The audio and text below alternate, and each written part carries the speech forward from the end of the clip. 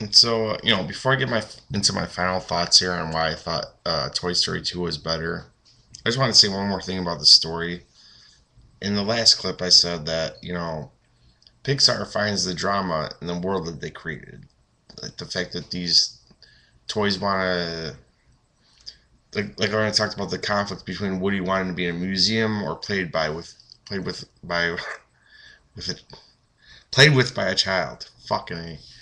So yes, I meant exactly what I said, but at the same time, it's also like Pixar takes that template, like that world that they're in, finds the drama in it, but the drama exists because it applies to humans too. I mean, the first one you have someone being upstaged by the new kid on the block.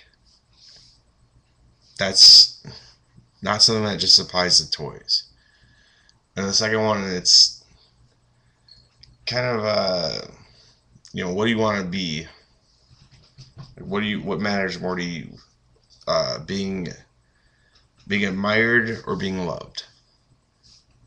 Being admired by thousands or being admired by one, loved by one. That's the human story that they got into there. Now, Toy Story 2, I already said I think it's better because it has more depth in that department, more meat on the bone when it comes to the story. But not only does it have that, but it has better action sequences, which both of these movies are really they're at heart old school cartoons that are just really long action sequences. Um, the second one I think is better, like I said, because of the depth to the story and because the action sequences are better. Um, Pixar was really starting to hit their stride here.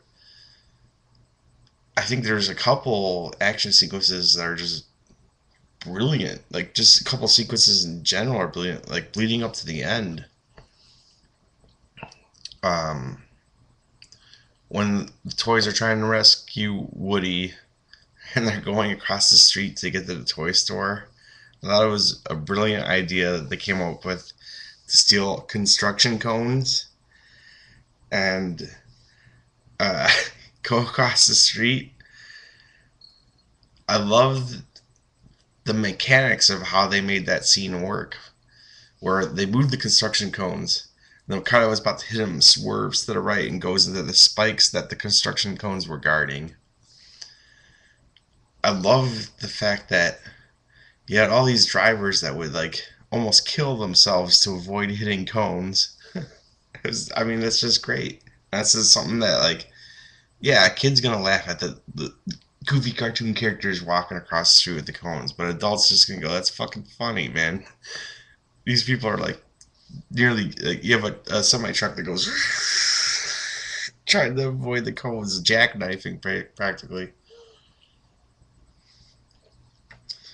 And then the sequence when they are in the airport, like first of all, the whole sequence in the toy factory, I loved it, and I love the Lightyear clone. Although I did expect like the all the boxes of Buzz Lightyears to come to life. There'd be like 1,000 Buzz Lightyears at once.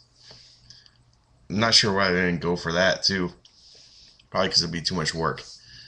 But I like that. I like the whole like from when they're crossing with the orange cones across the street to the end. It's basically the last like 25, 30 minutes. Just fun action stuff. And specifically besides the orange cones, I really liked them going through the airport and the bag terminal, like the conveyor belts with all the people's luggage on it. And it was basically like a roller coaster for the ride or the toys to ride through and try to reach Woody and rescue him. That was just really awesome and really inventive. So like yeah, overall, I mean that's why I like Toy Story 2 more than the first one. I like them both. Don't get me wrong, but I like Toy Story 2 because I think it has more meat to the story and better action. Plus, it has, the first one gets to be the classic because it was the one that started all these things, but two has the built-in advantage of characters that you already know and love on a new adventure that is better than the first. And so yeah, I really enjoy. I enjoyed the second one definitely more than the first. I like them both. Like I just said, I like them both. I would give them. If you want my star rating right here, I hope you don't skip to the end of the video to get the star rating. I would give them both 4 stars, but Toy Story 1, 4 stars for what it did at the time. Toy Story 2, just because it's awesome. They're both awesome. Don't get me wrong. Um, but honestly, even though I think they're both great movies, Pixar's later works and their other series, and I think, basically everything else they've done, I think is better than Toy Story. Not a jab at Toy Story at all. I'm not trying to be defensive here. I really like Toy Story, but it's a testament to what Pixar has done. Um, as for Toy Story 3, I won't be seeing it in the theater. I really want to see it, but I'm not gonna go see fucking Toy Story 3 in the theater by myself because I will probably get arrested. But based on the trailer alone, I could just tell like Pixar has just become masters of what they're doing, and I think it might be the best of them all. I think it's just gonna be your typical Toy Story movie where there is a human element and there's a story there, but they get toys get stranded. They have to. It's an adventure. They have to make it from point A to point B. Hijinks along the way. But just from the trailer alone, there's just a certain sadness to it. And for people that grew up on these movies, there's gonna be a built-in nostalgia, like I had with Clerks. When I saw Clerks 2, it was just like it broke your heart. It looks like a heartbreaker. And in the trailer, it's partly due to the music from Randy Newman, the song "Losing You." And that's another thing I really like about this series is I like that they went with Randy Newman. They stuck with him. Although in the second one, it's not performed by Randy Newman, which I don't get why. His voice is part of what makes him work. Why you have some chick sing a song? I don't know. Tell me what you think about that. But I really like their, having Randy Newman do the music.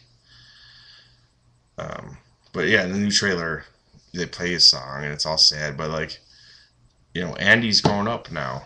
He's going to college and his toys are in a fucking box. And what's he gonna do with them? He donates them to a daycare center, and the toys are trying to bust out. I think from what I've heard from people that have seen like the toys busting out of the daycare center with the crazy fucking animal children is great, and that's what the movie is. That's the adventure, them breaking out. But I know like the human element is going to be. Maybe I'm just betting on Pixar's like how good they've been lately, but I know the human element of it is going to be strong.